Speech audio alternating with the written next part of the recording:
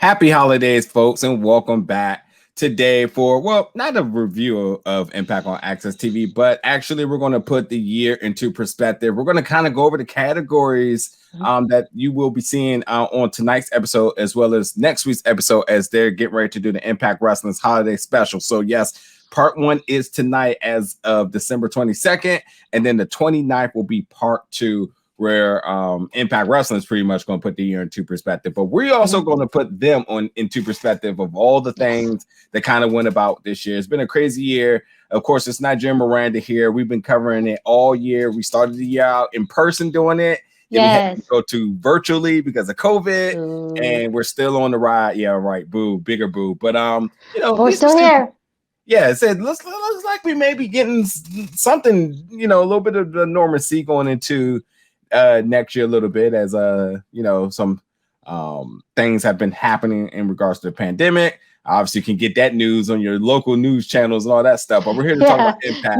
So, we're not that kind of news. We're all about Impact Wrestling here. So yeah, but it's been a crazy year. I've definitely been I've had a lot of fun in doing this. I had a lot of fun working alongside of Miranda. I have a lot of fun with the fans, being able to interview some Impact talent, getting to really engage with their fan base, and growing our fan base with their fan base and stuff like that. And whether it's been the press and media calls, all that other stuff this year, as far as in regards to Impact Wrestling, has been great. And then putting icing on the cake with the craziness with AEW and Impact. Yeah, it's been a crazy year, but like I said, we're going to kind of go over the superlatives of the year. I think the first one we're going to kind of start off with is actually talking about next year, the one to watch category in 2021. Now we got the list in front of us, but maybe we may pull from the list of candidates, or maybe we just may pull from people or moments or whatever that we actually don't think. I mean, that didn't make the list that we actually do think should make the list. But I am here to say, strangely enough, the person for me to watch next year is the person I have been super high on this entire year. And I said, I've just been waiting and waiting and waiting. And they know he's on the talent. They and they have put him in really good positions where you've seen the magic, but it just wasn't there just yet. And that's Madman Fulton to me. Oh, I have, from OVE to the whole, disbandment of that, cancel culture, getting a hand of a part of that as well too, as far as the second initiative of where that was going, to being paired with Ace Austin, to being the main event pictures alongside of Ace Austin, to good moments across the ring with the big LG. Madman Fulton has, to me, he has all the talent, and the moments that they gave him, he shined. And I just keep seeing more and more that I'm just really convinced that he's a star to be making. I love the character and the gimmick, and again, I think you have to really tip your hat to somebody where an OVE, which was just scorching hot over the last few years, and for that to break up, and it did not hurt him. It didn't hurt him like Jake and Dave. Like, they were just done. There was nothing to be done with it. But Madman Fulton, you still kept your eye on him. He was like, okay, what's going to be next for him? What are they going to do? And then you put him next to Ace Austin, who's just, one of the best talent in the world. I love the parent, and I just want to see more and more of that. With that being said, didn't quite get that in 2020. That's why I think he is the one to watch in 2021. I feel like his big break, his big push is coming. Yeah, I would definitely agree with that. I think that you make a really good point about what happened after OVE broke up and where everyone went. And really the last two that we have on this roster is Sammy and Madman. And Madman, I think, actually got the better end of the deal because that allowed him to really branch out and be really viewed more of that tall, big monster. And even though he was in OVE, I feel like it was he just got overshadowed a lot by Sammy because it's Sammy Callahan. What else do you expect? But the partnering with Ace Austin worked really, really well, because you got to see him being utilized as a way to help Ace Austin and kind of help Ace Austin's master plan, but you also got to see his work in the ring and just the size and the destructiveness that he can bring with him. And so I would say that pretty much though, once we uh lost him, really, I would say like after Slammiversary or who's the other, we're not even Bound for Glory. I feel like we lost a lot of him in the fall. And so I wish that we would have continued to see him later in this year. So he had a really good kind of middle of the year, almost a really good beginning and middle of the year. Not so much, we just kind of lost him in the end. And maybe they're just kind of ramping up again for him in 2021. But I think that he's had a great year this year, and there's so much they can do with him in 2021. So I'm very interested to see what the future has in store for him. Yeah. Okay, I would say out of this list, there's three big ones for me. One is this is the only tag team that's listed on the ones to watch in 2021, and that's Tasha Steelz and Kiera Hogan.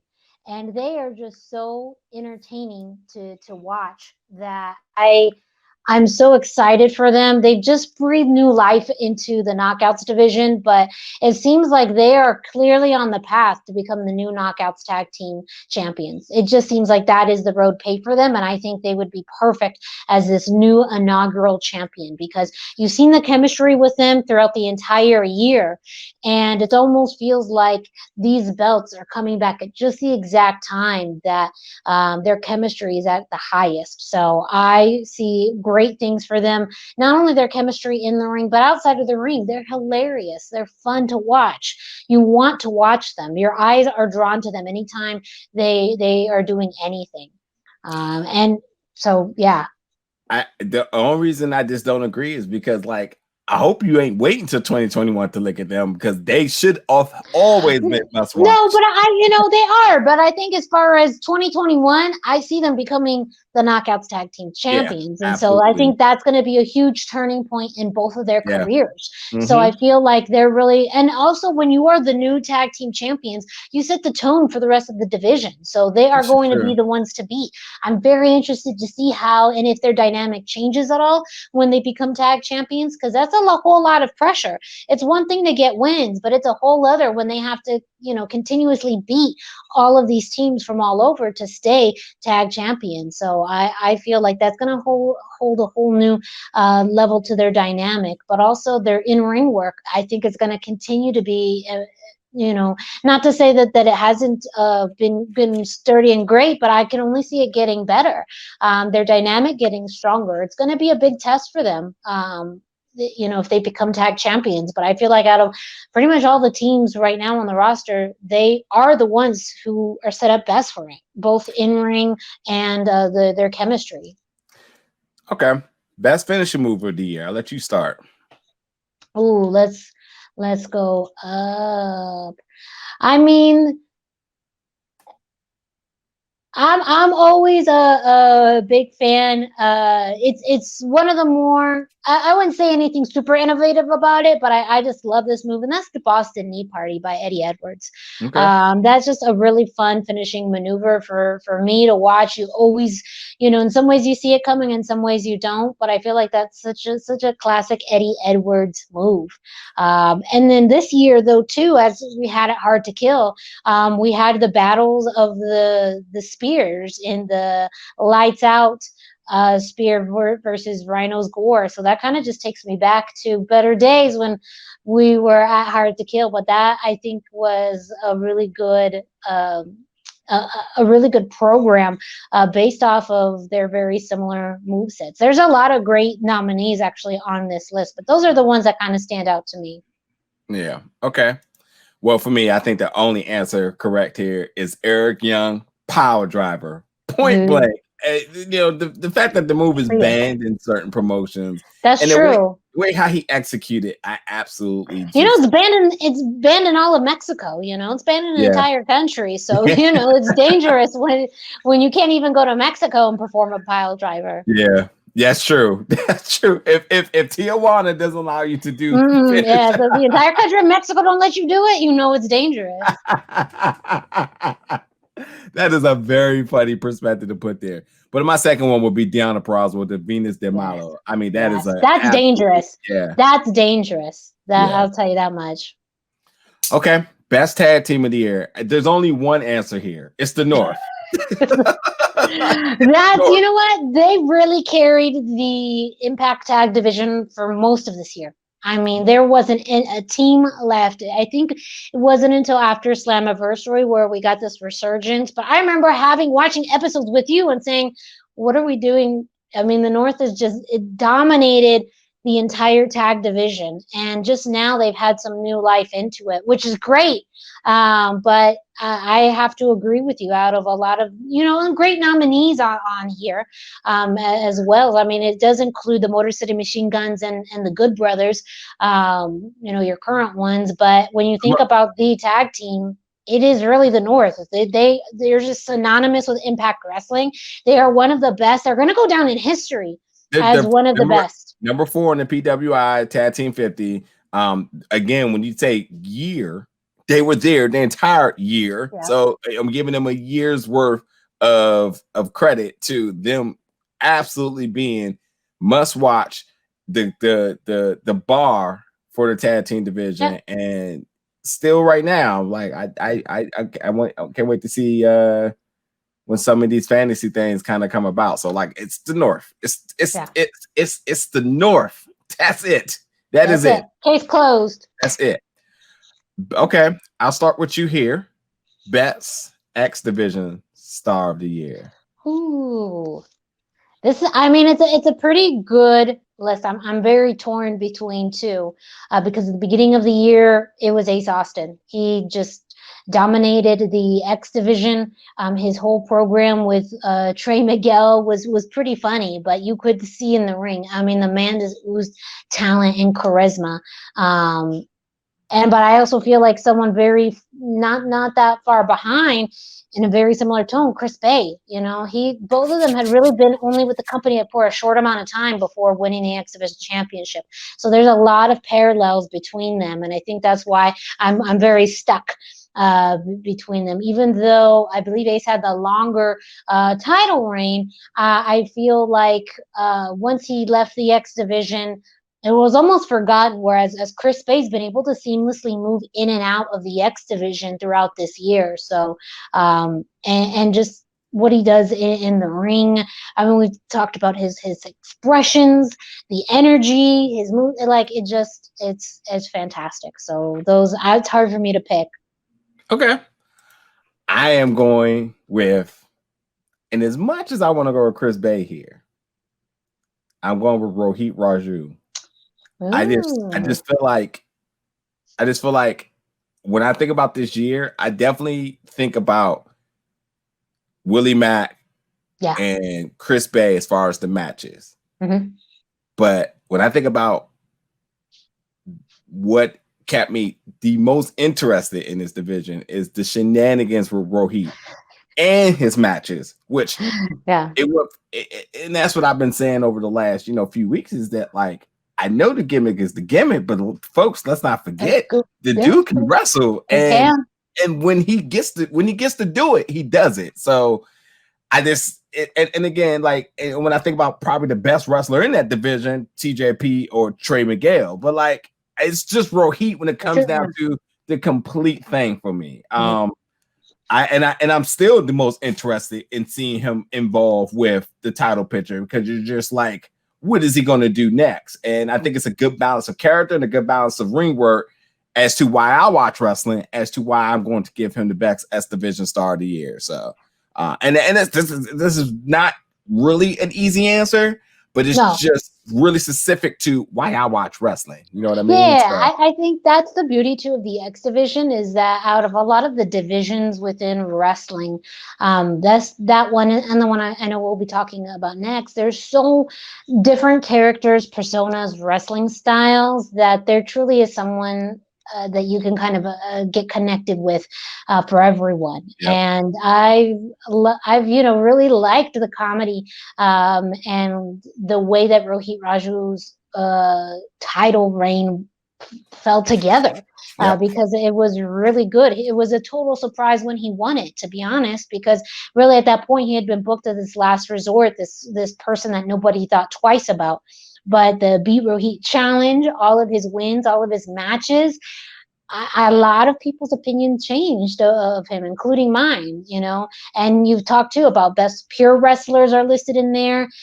People were just kind of more entertaining as far as their character. I mean, there's really something unique about everybody in the X division. So it is kind of a tough category. Yeah.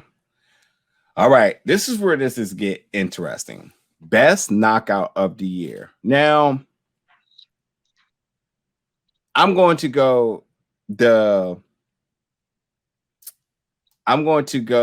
what's the word for this?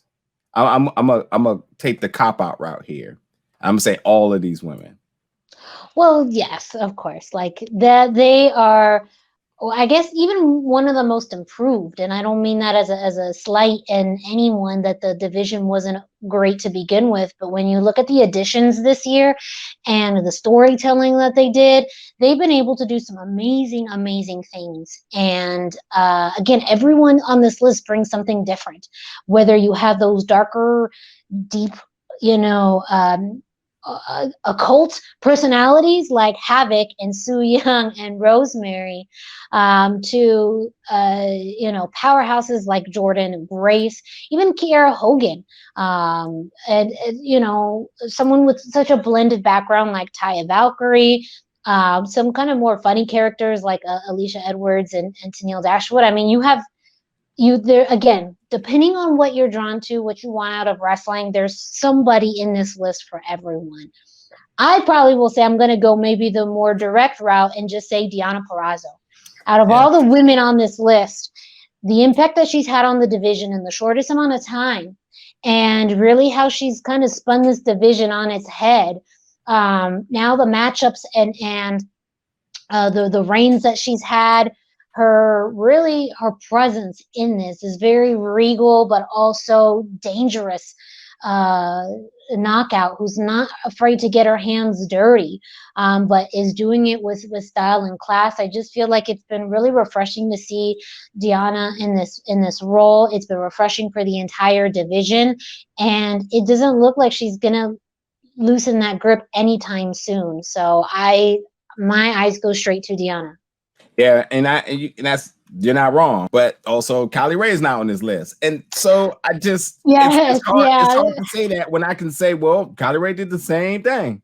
I know, and let's be honest, Impact's had a lot of shakeups with their roster this year. Yeah. Lots of shakeups where there may be people we would have typically talked about in these categories, say earlier this year if they would have stayed with the company or for whatever that may be. But I do, and we've done this before, I've done this before, continue to commend them on the way that they've adjusted and pivoted and continue to produce a solid product and quality work and fantastic matches through all of that shifting, all of those dynamic changes. And they're one of the wrestling companies I feel has had the most changes and still have been adaptable and moved forward. I absolutely agree with you on the Kylie Ray comment. I think that we'd be having a different conversation. Hell, we may have had even a different champion, but things kind of happen, and it's still a beautiful thing to see the work that she was able to do in Impact in the time that she was with the company was still great. And so I feel like that's also, at least as it sucks as fans to know she's no longer with the company and actively wrestling, it's great that we have memories like that to remember her by, with some wonderful matches, being able to see that personality shine, that happiness shine, and getting to see some of the cool things that she was able to do with the company in the time that she was there. Yeah. No arguing that. This one's going to be a little bit difficult. Favorite match of the year. And the reason why this is difficult to me because I first now I got to think it's hard to kill because being there in person, and there's definitely a match there that I definitely like, oh, that's it. Yeah.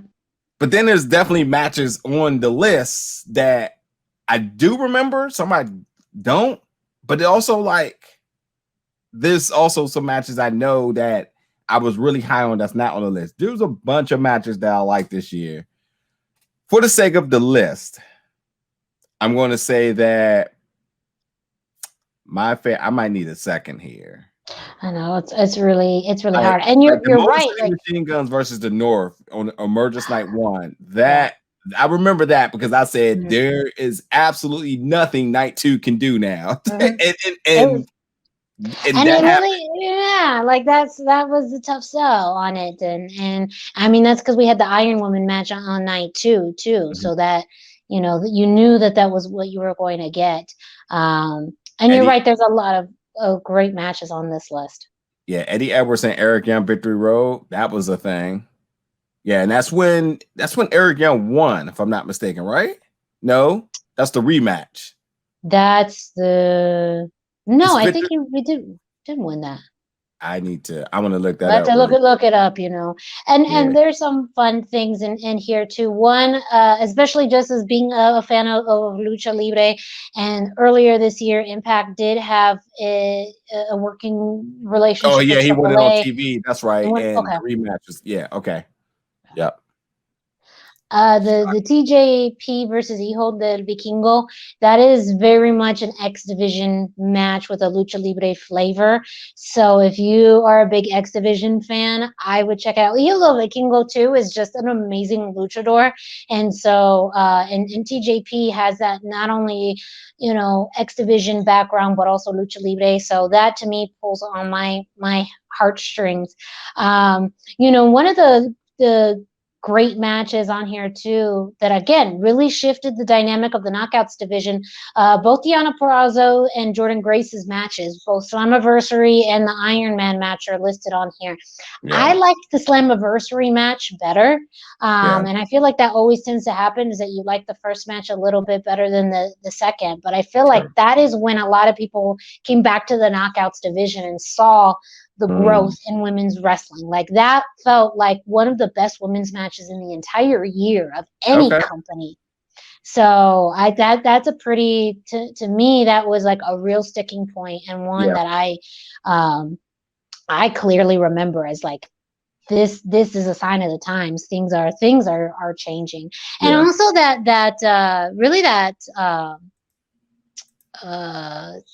5-way scramble, at Slammiversary, Eddie, Ace, Eric Young, one half of the tag team. Yeah, we definitely talked a lot about like this was the martyr of like what the tag team division is, with half of all of them in this. You know what I mean? Yeah, absolutely right. So lots of really great matches. Oh, you're talking about Victory Road, the Josh Alexander, Alex Shelley, Ace Austin, Carl Anderson. Oh yeah, I'm sorry. Which one were you talking about? I was talking about the Slammiversary match for the World Championship.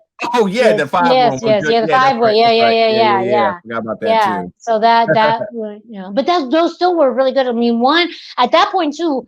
You're going back to that match at Victory Road. When we were talking about the North, all winter and summer, we were talking about, man, what has happened to the tag division? They got nobody. But by the time Victory Road hit, and you had representatives from each one of those tag teams, it just felt like the tag team division was on fire again.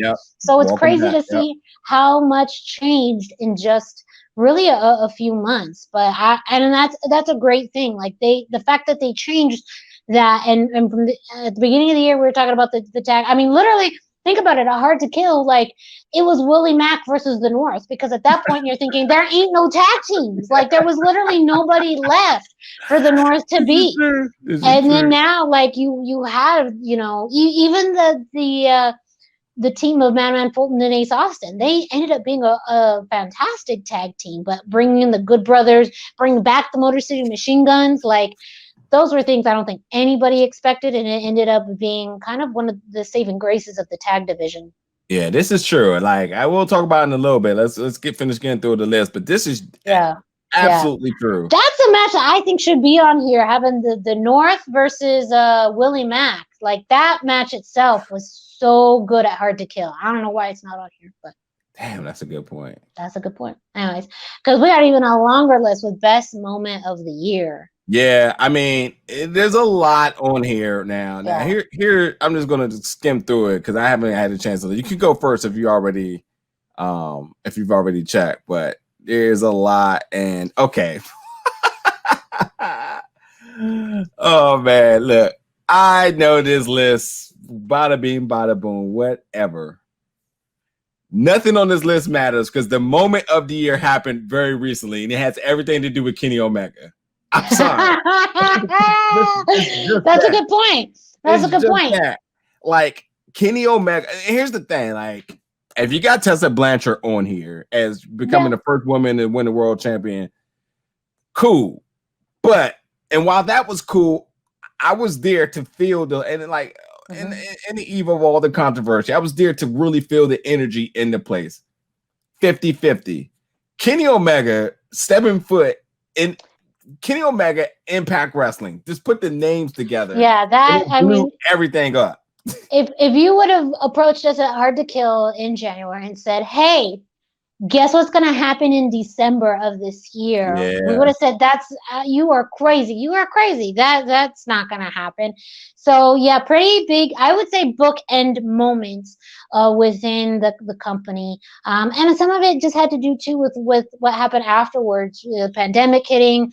Tessa leaving the company. I feel like that moment in of itself was big in just wrestling, but it just kind of, then there was a pretty sharp decline in wrestling and not really a whole lot of title defenses. And so I think that has kind of tarnished that moment, even though it was really prolific for Impact to have a woman win their world champion. And now it looks like you're going to have Kenny Omega come in and swoop all the championships and leave some history again too. So there's a few things I want to go about really quick here on the list. Like Jordynne Grace beating Taya. I mean, I feel bad for that moment because it was a big moment, but it wasn't televised. That was the worst thing they could have did this year. Taya and Tessa match. I don't even think, I'm not sure if that was televised either. That was televised, but they only had like a 2-week buildup. I feel like that was one of the opportunities that just fell by the wayside. They really had history. When she won was absolutely not on television. Because that was done in Mexico. So that really wasn't televised. and literally having your 2 female champions, like that was a quick buildup with a lot of disappointment. So I agree. That's when you look back on this year and say, man, that was some missed opportunities. Yeah, Eddie Edwards winning the title again. That was pretty cool. Deonna Purrazzo debuting was absolutely crazy. I think the promo first was the biggest thing. Her debuting was big. Again, Kylie Ray not on this list. I guess this is one of those ones where it's like we're going to respect her wishes. But I want people to remember that anytime you mention Deonna, you have to mention Kylie Ray because that was the 2 roads that were going to collide. We said that in the entire year. Things happen. It didn't happen, but you have to think that their signings to this company were trajectories of each other. It was a kamikaze waiting to happen, and it was going to happen. So I'd say some of the debuts at Slammiversary, that was big because everything leading up to that was pretty. The promo made the world go crazy. Yes. Just all of that. The end, I mean, seeing Eric Young back, that was a pretty big shock. The Good Brothers, of course, the Motor City Machine Guns, EC3. I mean, talk about things that just felt kind of wasted. On here, too, that it's very interesting that we have that listed on here. There's a particular moment that's listed that I never really went anywhere, and that's also the return of James Storm. And I don't know if it was just really meant to be temporary, but I feel like if you know someone's only going to be around for such a short amount of time, make a bigger deal out of it. Put them in that spotlight a little bit longer. Put them in a bigger spotlight if you know they're going to be there for a shorter amount of time. So, I just, because damn. Yeah. Like not even words for it, just damn. I mean, we'll go as far as saying the Rohit Raju beating Chris Bay, mind blowing. Like that definitely was. Rich Swann becoming a champion. These are definitely moments here, without a doubt. But like the moment is the Kenny Omega thing, and I know the big thing happened on Impact on AEW, but the fact that he actually showed up on it, I don't care. The numbers talk. That was absolutely the monumental moment for them. And Don Callis as well. Got to name drop him because we don't want no trouble. Anyway, They're a partnership, so they come together. Mastermind. The mastermind. I love this one, Wrestler of the Year, and the reason why I love this is because Brian Myers on this list warms my heart because he is absolutely the one to look out for 2021. He's right, that's a good one. Why is he not on that list of who to watch out for 2021? That is someone that I think is missing because he's been really impressive this year. I feel like we've seen him wrestle more this year than we ever saw him wrestle before, and I think it's been one of those signees that at first a lot of fans didn't know what to expect. Kind of was like, oh great, here's someone from WWE guy. As Callis would say, a Stanford guy coming to Impact, and you just kind of have these shades of like, oh, this is not going to go well. But I feel like he's actually fit really well with the roster. He's had some great programs. He's fairly well situated in the mid card, and I think that's a great position for him now, depending on how they situate him in the future. I mean, if you really put the energy and time and even a little bit of character tweaking behind it, he could easily challenge for the world championship. I feel like he could be someone that you could have in that picture and win it. I don't know. But at the same time, would it be interesting? Absolutely. So that's an oversight that I totally went over my head until you just missed it. But, you could state a case for him in this category. Won't give him Wrestler of the Year. No, ma'am. But the one to look out for 2021. Oh yeah, yes. It just warms me seeing him on the list because the talent is there. And like, even if you want to put his whole year into perspective, still not just quite there because as you want your stocks to do, he's on the rise right now. Yes, he is. He is. But who would you say then? List or no list? Who would you say? Oh man, I would say I'm a little torn right now. I'm probably going to go with Eric Young. Even though I'm still slowly coming to this new direction. When he won the world championship, it just felt like things were coming together. Mm-hmm.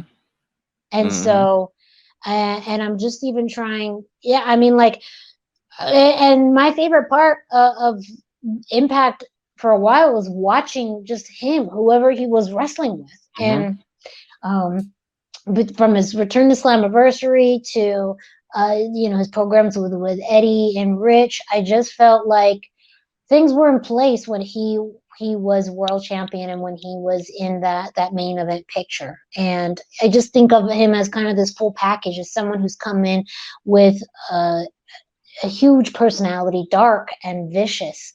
And as you stated during that time period too, one of the best heels in all of pro wrestling. And I'd absolutely have to agree. And so, but I did love seeing Eddie Edwards this year kind of in this continuous redemption story. He's been this perpetual, eternal underdog, and to win the world championship for a second time felt good. It felt like also a way of kind of acknowledging the work that he's put into this company since day one, and being able to recognize him as this constant pillar of Impact Wrestling and professionalism and quality match work and versatility. And it just felt kind of, you got the feel goods with Eddie Edwards. And I still constantly feel that when I see him in the ring. That's hard to beat. Eric Young is probably my heart answer here, but my mind is absolutely Sami Callihan. I'm sorry, who carried this promotion the draw, and Oh, and every single thing before these signings, was all Sammy. It was absolutely all Sammy. Who kept you interested? He went through the controversy. He went through the OVE thing. He went through working programs with people that eventually cancel culture took care of. And he just continued to show resilience and put the company on his back. And time after time, whether he changing the gimmick, disbandment of his group, it's just always been him. It's no Tessa without Sammy. Yeah. Well, and even his partnership with Ken Shamrock, like Ken Shamrock looked like a badass again. Oh yeah, I told you the Ken Shamrock we feared was back. Yes. So that's Sammy. Such a good point with Sammy, and you're right. You're dead right about Eric Young.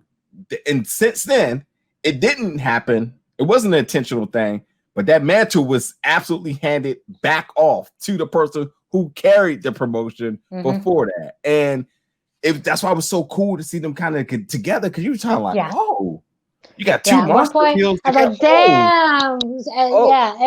Eric Young, either one of them, either one of them deserves this. That's just right. And there's good be Eddie Edwards can make a case, but again, you think Eddie Edwards, you think Eric Young, and you think Sammy Callahan. Eddie Edwards, Sammy Callahan, like that. They're taking us back to that, and I'm not mad about that for a second. Yeah, because they have such great chemistry, and it is one of the best programs in all of Impact Wrestling history at this point. And so, but you're right as far as the evolution of Sammy Callahan this year.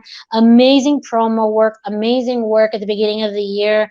And you're right, he's carried through, he's progressed, he's evolved, and he's been that standard. And when asked about it and why Impact Wrestling, I mean, he stated several times it's because the company lets him be him and lets him do his work and lets him, allows him to kind of utilize his creativity in ways that he knows will work for him and work for others. And so that, I think, is a true testament to why Sammy Callahan is not only with them, but why Impact has invested in Sammy Callahan.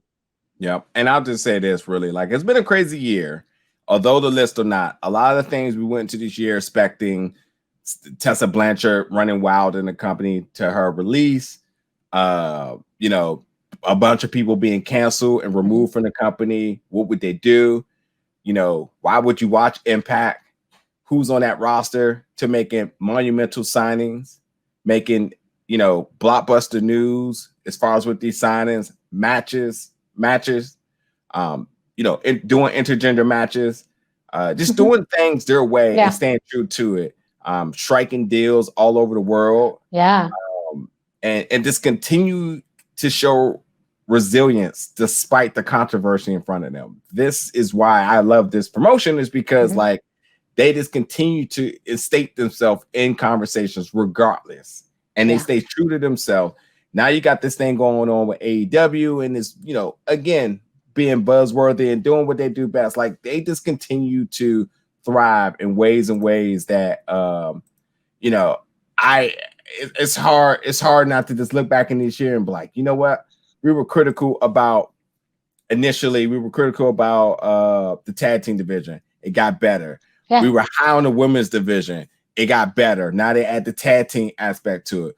We were critical about, certain wrestlers, and what would they do? They add the gimmick stuff. They get more people on TV, and they got a path to success afterwards. Then they bring in more people, and then they bring in ex-WWE people. And then they still stay true to their niche, and it's just been good. It's really has been good, So and I've loved, especially after how in the past few weeks, I think people have gotten to see that because of this crossover with AEW and Kenny Omega, that more eyes are on this promotion and this company. And of course, what was that first week that Kenny was even on there, they just produced quality wrestling matches because they know that ultimately fans just want to see that on television.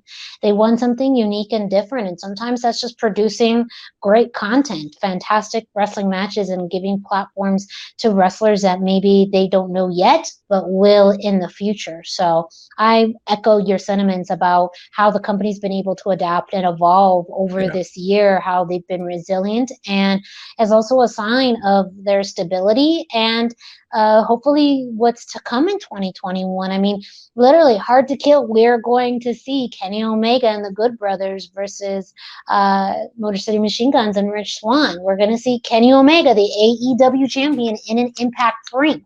That has not happened before. Yeah. And who knows how long will this will happen. But the fact that it's been introduced this way hopefully means much more, that maybe more crossover is about to happen. And also, Impact will just continue to leverage all of these opportunities and stepping stones to continue to evolve and give fans something different in pro wrestling, which is what a lot of fans just ultimately want, something different. Yep.